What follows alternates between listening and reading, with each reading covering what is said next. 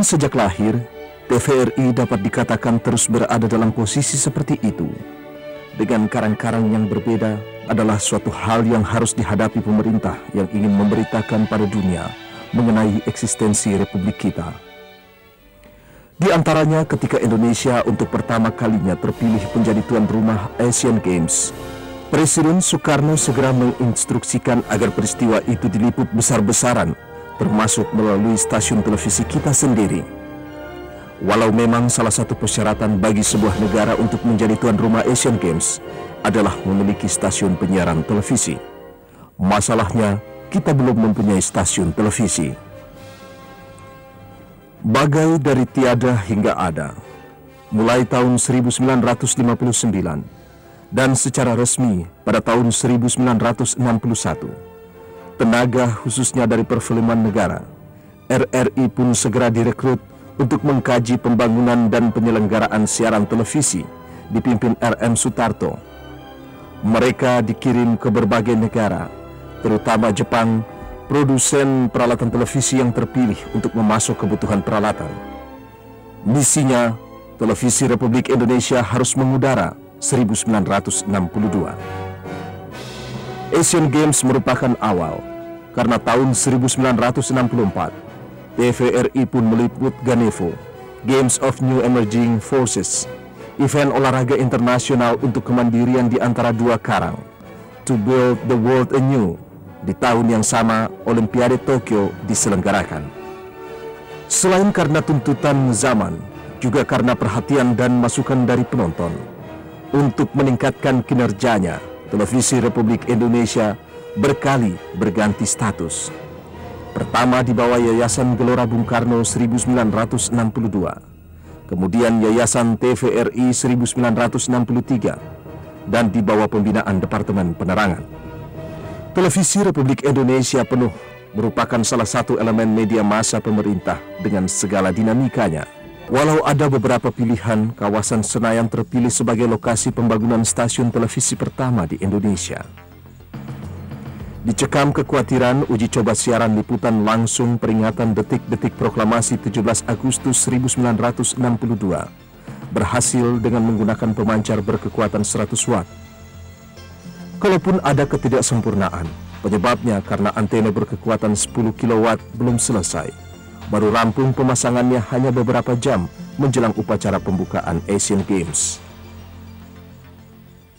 Tanggal pembukaan Asian Games keempat, 24 Agustus, dijadikan hari jadi televisi Republik Indonesia. Dari 24 Agustus 1962 hingga 4 September 1962, di bawah naungan Biro Radio dan Televisi Komite Penyelenggara Asian Games keempat Seksi Televisi, siaran langsung televisi Republik Indonesia diadakan dari berbagai lokasi pertandingan dan perlombaan. Kebanggaan, dukungan, rasa haru dan doa restu rakyat terhadap pahlawan-pahlawan olahraganya tergambarkan melalui siaran televisi. Kebanggaan mempunyai pelari tercepat di Asia, Muhammad Sarengat, dan di antaranya pebulu tangkis Tan Yu Hok, Unang, Ferry Soneville Minarni, Kori Kawilarang, atlet balap sepeda, voli, tinju, dapat dirasakan penonton televisi saat itu. Masalahnya persiapan lebih setahun itu nyaris hanya berkonsentrasi pada peliputan Asian Games. Setelah itu tenaga cabutan yang menangani siaran kembali ke instansi induk masing-masing. Sedikit yang tertinggal khususnya untuk menangani peralatan yang mahal dan canggih untuk ukuran saat itu. Bagaimana penanganan kelanjutan bahan siaran pasca Asian Games harus diakui tidak matang terpikirkan. Siaran pun tertatih-tatih antara ada dan tiada. Kadang siaran yang keluar cuma suara. Penonton yang sebelumnya bangga dan kagum melihat keberhasilan siaran televisi Republik Indonesia kecewa. Penonton tidak mau tahu kesulitan yang dihadapi berkaitan dengan SDM, anggaran dan bahan siaran. Yang diinginkan penonton, TVRI mempunyai jam siaran seperti radio, serta dapat menikmati kotak ajaib di rumahnya. Tahun 1962, kepemilikan pesawat televisi tercatat 10.000 unit, sekitar 0,09% dari jumlah penduduk Indonesia yang waktu itu berjumlah 95 juta. meningkat menjadi 17.000 pesawat televisi tahun 1963. Syukurlah semangat terus menyala. 12 November 1962, Televisi Republik Indonesia bangkit kembali dengan pola siaran berkelanjutan. Akhir tahun 1962, TVRI mempunyai studio darurat yang ternyata sempat dipakai terus sebagai Studio 1 hingga habis dilalap api tahun 1998. Pola siaran walau sementara telah cukup beragam dan idealis karena masyarakat perlu dorongan untuk terus bersatu dan membangun negara dan bangsa yang masih muda. Republik kita baru berusia 17 tahun waktu itu. Siaran boleh dikata cukup lengkap melingkupi pendidikan, pengetahuan umum, toh TVRI merupakan lambang penguasaan ilmu pengetahuan dan teknologi. Program kesenian kebudayaan dari berbagai daerah, mimbar agama sudah menjadi acara rutin dari awal siaran TVRI. Liputan berita dari dalam dan luar negeri. Acara anak-anak pun digarap dengan manis, termasuk sajian film cerita, drama, televisi dan hiburan musik, serta tentu saja olahraga. Hampir kesemuanya disiarkan secara langsung. Karena kondisi keuangan yang cekak, TVRI menjalin hubungan dengan berbagai pihak, termasuk kedutaan-kedutaan yang ada di Indonesia, untuk mendapat bahan siaran secara gratis dan bantuan supervisi serta pelatihan SDM dari negara-negara sahabat.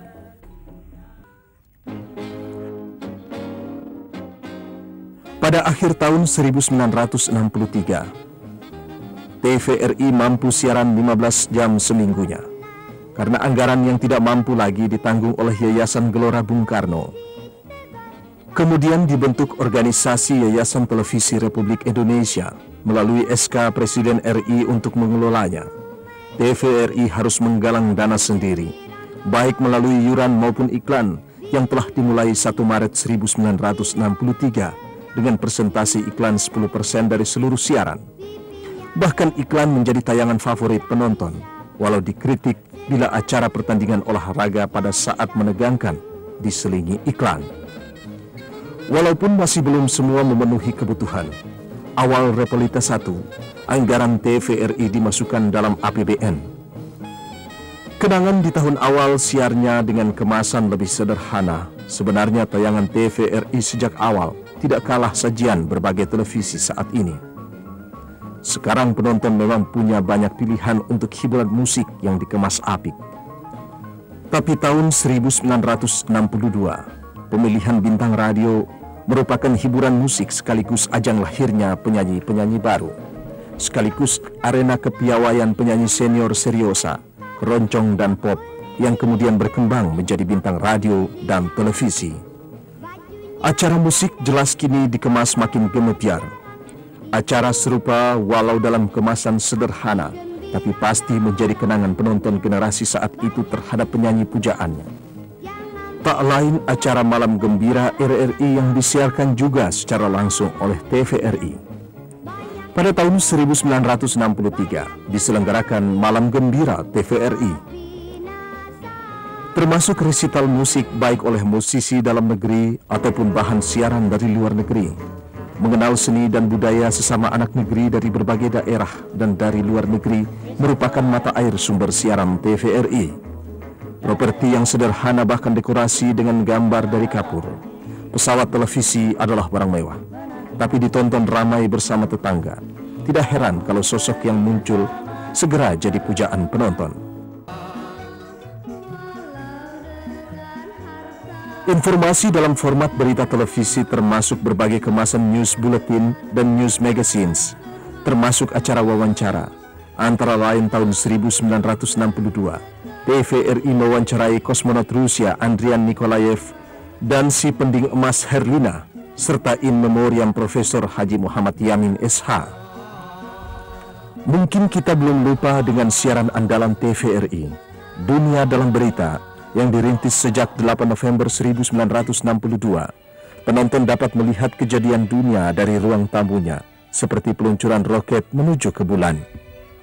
Acara kenegaraan, kalender event yang selalu disiarkan TVRI sejak tahun 1962, termasuk sidang MPRS tahun 1963, peringatan Hari Ibu tahun 1962, sebuah liputan informasi yang memberi semangat bagi rakyat di Republik yang masih muda ini.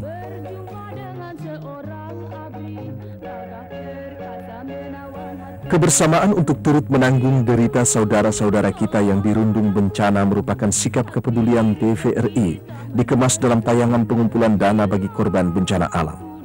Seperti korban letusan Gunung Agung di Bali tahun 1963. Bahkan untuk anak-anak kurang beruntung melalui dompet Pinocchio 1963, termasuk pengumpulan dana untuk event Ganevo. Selain mengandalkan film cerita produksi perfilman negara, Televisi Republik Indonesia turut mengembangkan keberadaan TV Play, drama televisi yang mulai ditayangkan 7 April 1963, yang sempat menarik siaran TV Play pertama Gerhana. Siarannya sempat tertunda beberapa saat karena aliran listrik dari PLN terhenti. Anda mungkin belum lupa ketika siaran TVRI kadang menghilang waktu siaran dan kemudian muncul kesalahan bukan pada pesawat televisi Anda. Karyawan TVRI pun dikirim ke berbagai negara maju untuk memproduksi siaran, termasuk acara anak-anak, karena anak-anak merupakan target penting. Anak-anak generasi tahun 60-an pun pasti masih ingat Pak Ook yang berkacamata tebal dengan acara Mari Menggambar. Lihat siapa salah satu pengisi acara musik anak-anak. Ya, di antaranya permainan piano Guru Soekarno Putra, lengkap dengan dasi kecilnya yang diabadikan. Dan pasti siaran TVRI memberikan posisi secara proporsional untuk liputan olahraga yang memang punya komitmen turut memajukan olahraga di tanah air. Siaran olahraga terbukti berhasil mengaduk emosi penonton, tetapi lebih dari itu menanamkan sikap sportivitas, kerja keras untuk meraih prestasi dan semangat bersatu membela dan menjunjung nama bangsa dan negara. Kebanggaan melihat para pahlawan olahraga dalam berbagai event, termasuk menangis bersama Susi Susanti, peraih emas pertama Olimpiade. Dan memang siaran langsung pertama TVRI adalah acara olahraga yang terus dikembangkan. Hingga kini penonton dapat menyaksikan Liga Jepang yang menggambarkan kemajuan sepak bola Asia. 2 tahun pertama jelas merupakan sejarah penting dalam perjalanan TVRI. Dengan honor seadanya, untuk meliput berita kadang harus berkendaraan becak. Penyiar berkeringat berhimpit duduk dalam jemputan bus robur yang besar. Perintis TVRI bekerja penuh dedikasi, integritas, semangat pantang menyerah. Walau tidak dapat dinafikan dalam perjalanan awalnya begitu banyak hambatan dan benturan, bahkan di kalangan SDM pendiri TVRI dan tenaga perekrutan umum pertama tahun 1964. Berita kali ini, kami akan mencoba Anda kembali pada pukul 17 waktu Indonesia Barat. Siaran televisi dapat terselenggara bukan hanya oleh mereka yang selama ini muncul di layar sehingga dikenal oleh penonton, tapi juga oleh semua mereka yang berada di balik layar, termasuk yang harus siaga di berbagai menara transmisi televisi yang sepi, jauh dari kota. Tabung bergambar dan bersuara, televisi, kini bukan lagi termasuk kategori barang mewah, bahkan bisa dibilang dapat kebutuhan rumah tangga untuk mendapat hiburan, informasi, dan pendidikan secara murah. Keputusan DPRD Kalimantan Selatan yang memberhentikan Syahrul Barham dari jabatannya sebagai Gubernur Kalimantan Selatan. Dan TVRI dari tiada hingga ada, dan untuk penonton akan terus ada sebagai jendela bagi dunia untuk melihat Indonesia dan jendela bagi kita untuk melihat dunia. Tempat berbagi cerita sesama bangsa, betapa kita berbeda tetapi satu jua. TVRI harus diupayakan memiliki manajemen mandiri yang modern, profesional, mengikuti perkembangan industri dan bisnis pertelevisian yang ada. Insan TVRI harus berterima kasih pada setiap mereka yang telah membangun televisi, baik di pusat maupun perintis pembangunan televisi di daerah. Para perintis ini ada yang masih bersama TVRI, sudah pensiun atau memilih berkarya di tempat lain. Dan yang telah lebih dahulu meninggalkan kita, mereka merasakan pahit getir dan manisnya perjuangan perintisan membangun TVRI. Pada mereka yang telah mewariskan semangat untuk maju dalam kebersamaan kerja. Dari satu studio darurat hingga memiliki stasiun daerah, stasiun produksi, stasiun transmisi, ribuan pegawai dengan jangkauan liputan keseluruhan Indonesia dan mancanegara dengan menggunakan satelit Palapa generasi C.